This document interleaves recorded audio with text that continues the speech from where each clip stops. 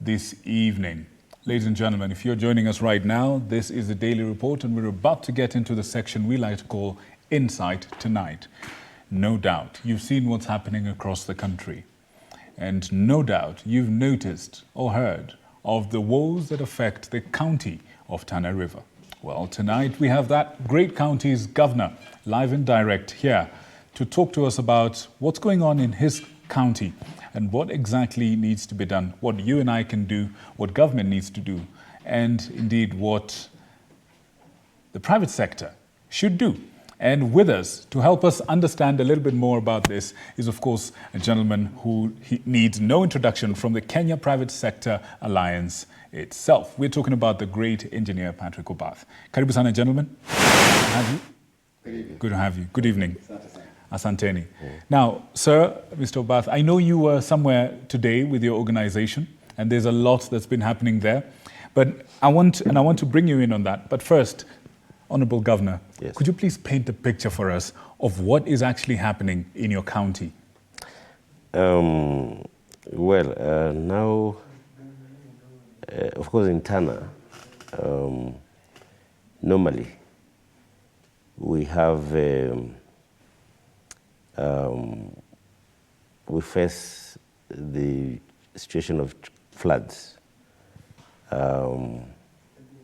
twice a year, as usual. Mm-hmm. The short rains and the long rains. And then we have the dry seasons, which comes after the two. So we have both of them, the two flood season and the dry seasons. And so for us, it is almost normal, Right, to experience floods every time there are rains in the country. So I can't say Tana is normally a flood-prone area. Tana is a lowland county, and so Tana is a recipient of the rain, the flood, the waters that flow down to the ocean, whether from the hinterland or from the Yatta Plateau or from the Aberdare. right. Currently, there are no rains there, but already the river is flooded. Oh, wow. And the roads are getting cut off. Of course, you know from the El Nino time, the road between Mwingi and Madogo got cut off at Tula. The bridge was cut off. The Madogo Bridge, or the Tana River Bridge, was also cut off. Lamu, the same. The road to Lamu was cut off. The road to Fafi from Bura, the Bura East Bridge, also had challenges. The bridge, Masalani Bridge, the same. In the hinterland, most of those roads were cut off. So there was nothing that was happening in the county, and most of the businesses were shut off. And the only way was to now to try and be supported from national government, from World Food Program, through airdrops, dropping relief support, using now choppers and aircrafts, which of course the rest of the country was going through the same. But again, also through trucks by World Food Program, Red Cross was in there, and the rest of the partners that we can talk about. Right. So it is a similar situation that is coming up, although the rains are not there. But already the roads are still cut off, especially the major ones I'm talking about. In the hinterland, still, people are still moving. Right. But you know there's a shift. There's soon going to be a shift, according to Met, is that rainfall is now going to start in the coast from this May. So we are likely to go back to the same situation of the El Nino.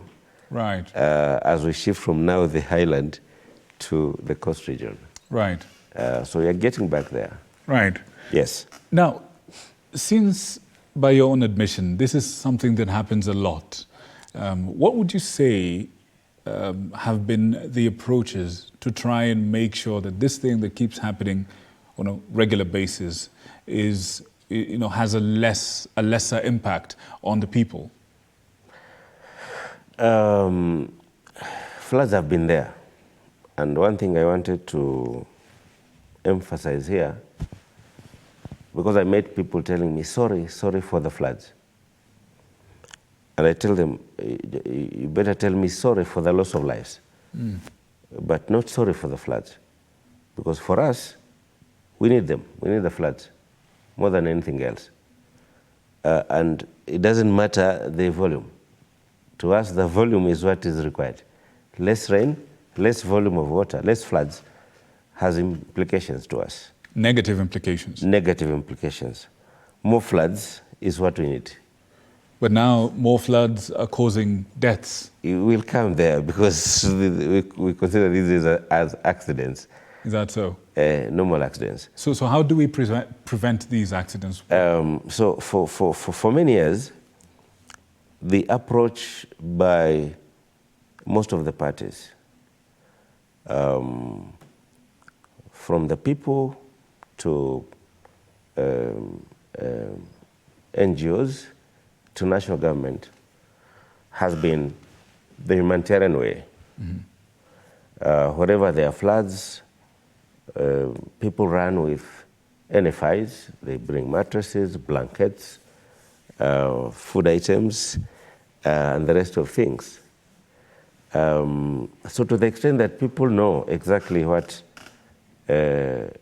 will come out of it.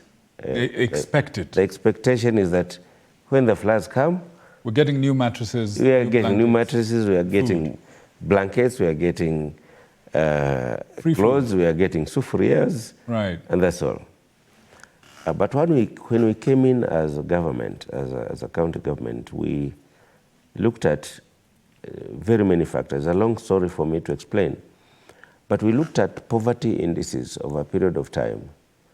We looked at business environment. We looked at previous interventions, and we saw a lot of gaps. So we, national government always says, move higher, move higher. So people move higher. But the services are still left there because government have built hospitals there. They've built schools there. The lowlands. Yeah, all the services are in the lowlands, are in the flood area. So tell people move higher. So exactly, people move higher. But the services don't follow them there. But the services don't follow them there. I see. So after the floods, they still go back to the same areas. The next season, we're in the same problem. And civil society organizations, whatever, they bring the same things. Of course, we don't expect civil society to guide the process of change. They don't inform vision.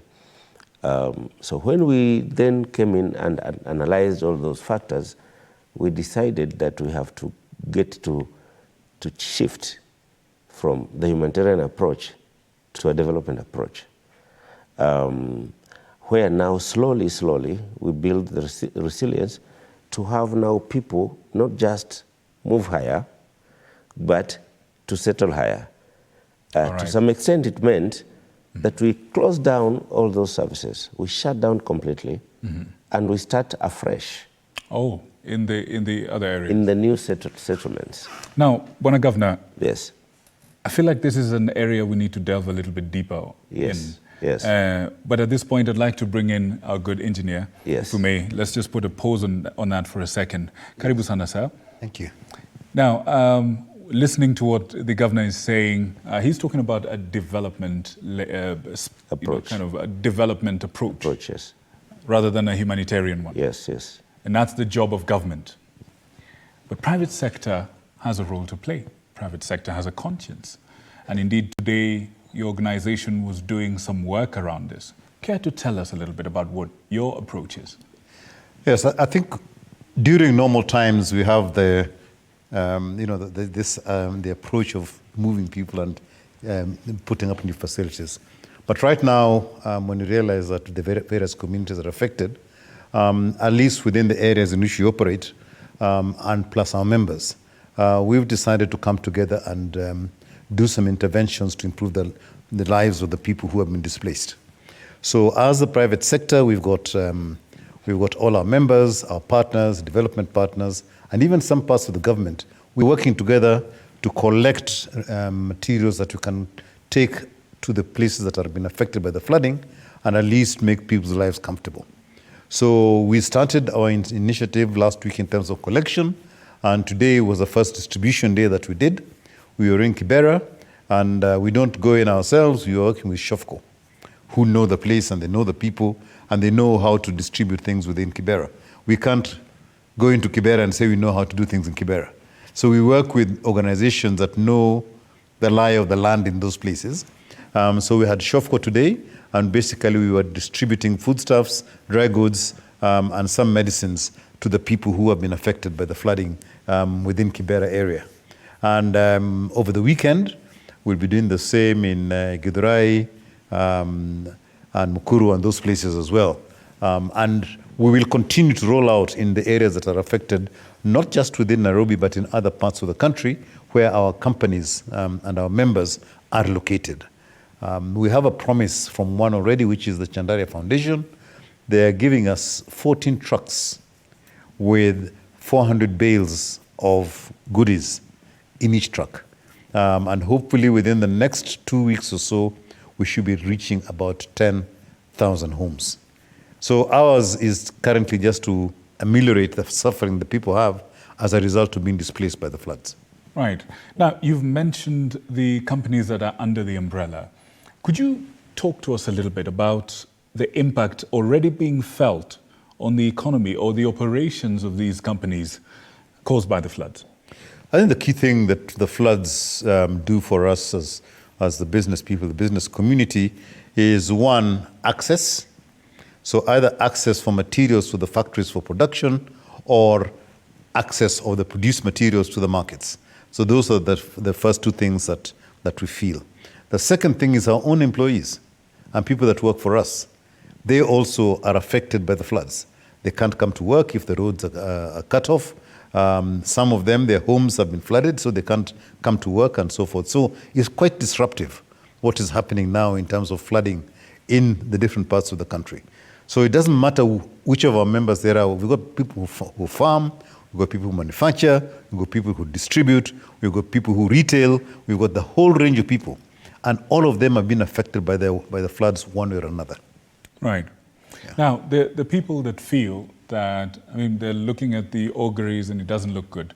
They're saying we should expect a hit on the economy. We should expect a hit on productivity, for example. We should expect a hit in sales and all the other elements. What do you say to this? And just exactly what do we need, what can we anticipate and what can we do to prepare? One thing we've discovered with all the emergencies that have happened in Kenya, starting off with the post-election violence in 2007 and the Likoni violence that happened before and so forth, there's a lot of instances we take a shock. But one thing that this country has got is resilience. As the governor said, we've got resilience in this country. And whilst there's going to be a hit right now in terms of a little bit of loss of production, raw materials are not going to come because the floods have the maize and whatever it is has all been washed away and so forth. You've seen what has happened in the Mara, where a lot of the tourism is being affected by that. Yeah. So there's going to be a dip. There's going to be a slight dip in the earnings of the country. But we don't think it's going to be significant enough to change the overall projection during the course of the year. I think the biggest thing that we're going to see is primarily the destruction of infrastructure and homes, roads, farms and everything else. That's where the cost is going to be. And to start repairing those things and getting them in together, the government is going to have to spend a lot of money. The investors who have invested in farms and in factories and everything else, you go to industrial areas, some of the areas are underwater, so people are not producing at all. So they've got to wait for the water to come down, and they probably lose about 2 to 3 weeks of production by the time they've been able to go back in, clean up, and then be able to produce again. So they're going to suffer financial hit, that's for certain, for about, say, 3 weeks out of 52 weeks in a year that they're going to suffer. And then the cost of rehabilitation of the facilities they've got. So all that is going to happen. Some companies have got insurance. They'll be able to recover out of that without having a big hit in terms of cost. Others are going to have to pay for it. And I'm sure at some point in time, you'll probably find that the cost of goods may go up a little bit, and then they'll come back to normal as people recover their costs. Right. So yeah, so there are, there are going to be ebbs and flows around this. Excuse the pun, but until we're back to normal. Right. Now, when you hear Honorable Godhana here talking about the approach that he wishes to take for his people and for his county, and are you seeing any collaborations between the Alliance, for example, and some of your members and county governments on just, first of all, just remedying the situation? Are you seeing collaborations when it comes to infrastructure? Are you seeing collaborations when it comes to taxes, for example? Are you seeing collaborations when it comes to anything indeed that helps to bring business back on track? What I see is business helping out in the case of Tana River and others. When we are called into in terms of being able to help in terms of the thought process and innovation in terms of what they're trying to do, business will come in. And in some instances, in the event that the changes will make it better for business in that area, business will invest. So if you're going to move a community from a lowland into a higher land area, which is a long-term solution, I'm sure that if there are people who have been affected as a result of that, if I'm an industry where the residents of my operators are in that particular area, it's a no-brainer that I'll say, okay, fine, give us a plot. If you want us to move into that place, we're going to contribute to the construction of new houses for these people. Mm-hmm. I'm sure when approached and it does make business sense for the private sector to invest in that, they certainly will do so. Right. But Governor, what opportunities do you see? I mean, you were talking about resilience. You're talking about how your people are used to, the behavior of the river. In fact, the more the volume, the better, for you. What opportunities do you see in the current situation? Everyone else is looking at the dark cloud. What silver lining do you see? And I'm asking this because you sound very optimistic. You sound very, very at peace about this. Talk to us. What do you see from where you sit? Yes. First, I want you to understand the whole concept. When we say we are going a development approach, what do we mean? That out of the thinking process, we eventually decided, of course, with one very critical factor, that also we looked at how our neighboring counties and the vision of the entire government, and looking at the SDGs, how we can align the vision of Tana with the national vision. Because when I came in as governor, I did realize that probably one of the reasons why Tana was not moving forward is because the vision of the county and that of the national is not connected. There was a disconnect. So he said we need to align Tana's vision with the national government. And of course, with the rest of the global vision. So we looked at an approach or a theory that will sum up some of the things that we need to do. And we said, whether we are looking at societal issues or environmental or economic or political, we need and then looking at the challenges within the county versus our neighbors, we realized we are among the most rural county in the region and most rural in the country. And so we suffered lack of business environment. Investors are not coming by. There are no trade connections between us and the rest of the people. Of course, the insecurity issues of the past years, marginalization, lack of infrastructure and everything. And we said, we need to address all this with just one theory. We need to go urban. So we decided, let's go urban.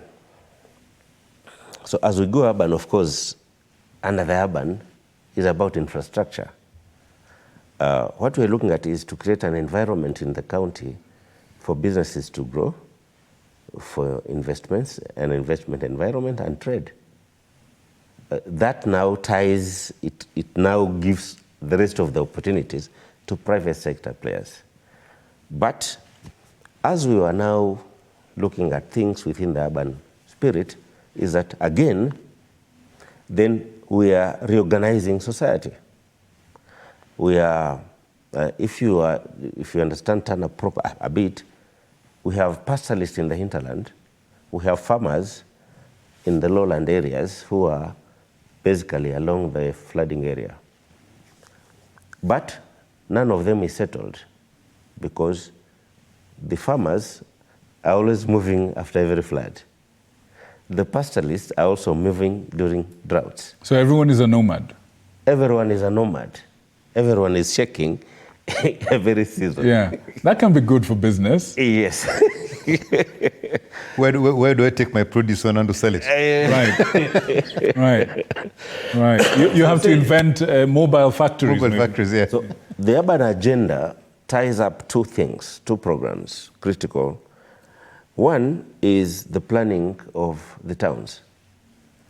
And then the second one is a very interesting program. We call it the Village Cluster Program. The Village Cluster Program looks at settling these people permanently, which means then we move them from their traditional settlements into small cities or small towns we are calling the village clusters. Which means therefore you are collapsing a number of villages into a small city which is properly planned. All those services now are centralized here and easy to manage. So that we don't have, again, a situation where the people are controlling how we develop. The way I've just said that initially it was people's controlled development. People would determine where they want a school, where they want a dispensary, where they want the chief's office to be. We lost, actually government lost its role. It abandoned its own role because development is a government function. But in the manner that it happens in this country, I can say, I see it all over the place, development is people-driven rather than government-driven. Because then if we are saying is government-driven, the whole process of planning is done by government. But here, government is not planning anything, it's just chasing people with services. We want water here, we want this here, we want that there. So they overstretch services. But through controlled planning, then you can be able now to reduce even the pressure of being overstretched by demands. At this point, Bwana Governor, yes. I just realized one thing. Yes. You need to invite us to Tana River. You need to invite us to Tana. Take us on the ground. Let us see what you see. Let us be able to delve deeper into this paradigm shift that is sounding very promising. Please invite us. We shall come. Yes. But I want that's a small point. Yes, please. Now, what we are now doing is to appreciate the eco-planning concept. But in the eco-planning concept, then also we provide space within the spatial plans for cottage industries. So that any private sector player who wants to come in with any solution to plug in and take advantage of now the growing business environment has space. Remember, by moving all these people into these settlements, we are also freeing the land for commercialization. So my brother here, who is looking for space with his team, I think the best person to engage, and also the best person I think I should engage for some of the benefits from the private sector. Yes, indeed. Is him. By the way, we have a lot to do together. Yeah, clearly. And so, what do you think about this plan, and what advice would you give to the governor right at this point? I think this is spot on for several reasons. When you look at providing services, and there's a favorite one with the current government, this last mile of connectivity. That is what is bringing down the Kenya Power and Lighting Company. You have 1 kilometer to one home, and you take it last mile to connect. And you connect it to that person, and they don't use it. Yeah. And then you have 1 kilometer of cable, which is just heating up the air. and you're losing it. That is power that you bought that is just heating up the air. The approach that the government is taking is you are going to create what has happened in Europe and in other places. You bring people together in one place, you provide the services in that one place, your infrastructure has been properly planned, you put water, you put electricity, you put fiber, you put everything in that place in a planned manner. And therefore you leave all the other area for development. So whether it is farming, whether it is industry, you've now got a clean sheet on which to work. Transform the program that is talking about to Kisii or some other counties like that where people have subdivided their land to nothing. How can you create efficient mini urban areas where you can efficiently give services and then also provide enough space for industry and if you're going to do farming or even pastoral activities or pastoral activities, you've got the economies of scale because of the space that you've left for that kind of thing to happen. So I'd laud them, if you do that one, let us come, because that for us is a great idea. Fantastic. It's a great idea. If you can do that one, that can begin to show a model for transformation in the rest of the country. Yes. So you begin to have this diverse, these people who are subdividing their homes, they come into one village, or a cluster of villages, come together, Right. and then you leave the rest of the land. You can now bring tractors, and instead of doing a quarter of an acre, the tractor is actually working on 100 acres, and that is economies of scale. Kudos, Governor. If that's what you're doing, yes, let us come there, and I think I'll follow you that visit. Absolutely, yes. Please come along. Better make it happen. It's now national television. Now, gentlemen. Clearly, these are big and weighty matters, and I doubt we would have enough time to delve into it. But I would like to give you both an opportunity to contribute to the national conversation. Sir, from the position as a governor, as a member of the Council of Governors, where do you stand on what's happening across the country? What do you need to be able to serve the people better in this time, in the immediate sense, but also in the long-term sense? Where do you stand? Sir, from the private sector, what do you need to happen? What support do you need from government to be able to make sure that your members are achieving their targets, they're producing, the people are working, and things are back to normal? What do you need right about now? We'll start with you, sir. Yes, for me, for my case, I think I need more of support from private sector, which is happening,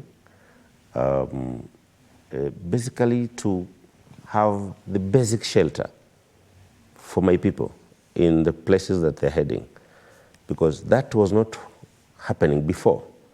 What was happening probably was just the supply of tarpaulins by Red Cross, which would serve that purpose for a very short period.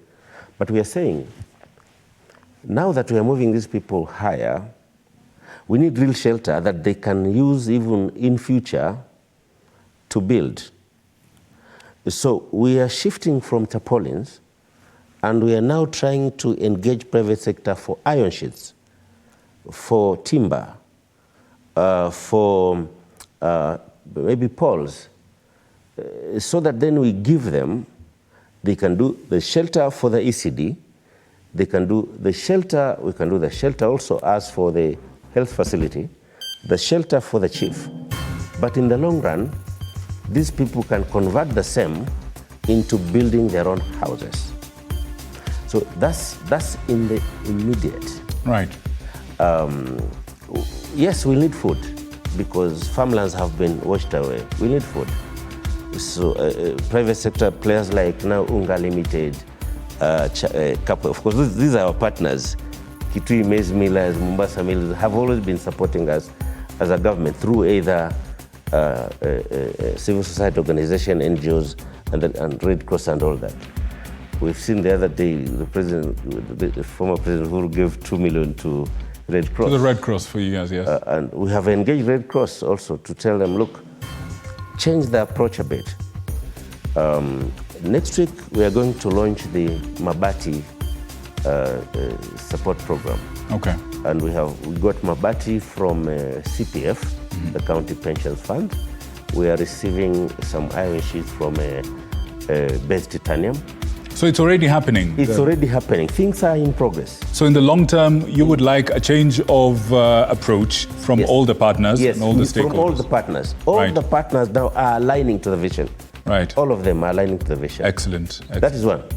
Number two, you've seen the roads, which are just being washed away by the water. My friend, I have a message for my friend, the minister. Looking at that road properly, those roads that are breaking away, being washed away. Okay. There's a major challenge of design. And I know my brother here will come and talk about outdated designs. Okay, sir. If I were him, I would advise or direct all my engineers in the country, whether in the coast region or in the western, not to be in the offices now. They all need to be in the field. To get to understand how these floods are happening, how the drainage patterns are behaving, so that they can now redesign the infrastructure. So that by the time we're coming out of this, and when they are coming now to the recovery, we don't get again a repeat of the same. A repeat of the same. I think you're loud and clear there, and like we promised, it looks like there's a lot to say. We will come back and give you some time, but I'm afraid we're completely out of time. I'm afraid so. Okay. I'm afraid so. Let's have a good engineer give us his views. I'm so sorry, sir, but we'll definitely come down to Tana. Engineer, will you come with us? I think for us, for the short term, it's just clean.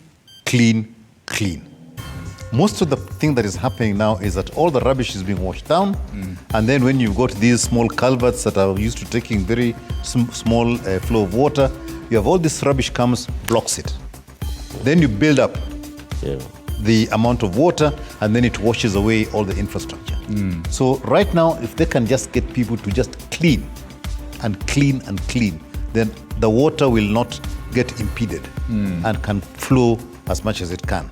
And therefore, you'll avoid the backup that is causing all the flooding that you're seeing in almost any place. So that's a simple thing, just clean.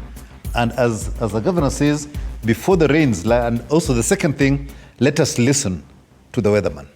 The weatherman tells us, and we tend to ignore it. We think it's still the days of the past when you had Manyunyu hapa na pale, which was sort of a very vague way of saying, it's going to rain somewhere.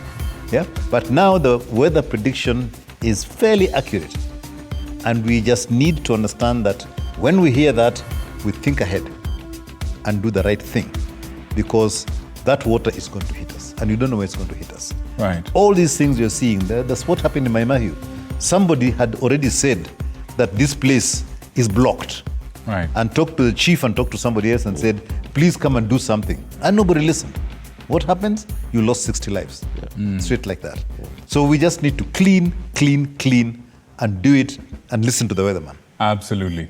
Gentlemen, thank you so much for your views. Thank you for insight. This show is called Insight Tonight, and I believe you served up some good, solid insight that the nation can build on. Thank you so much.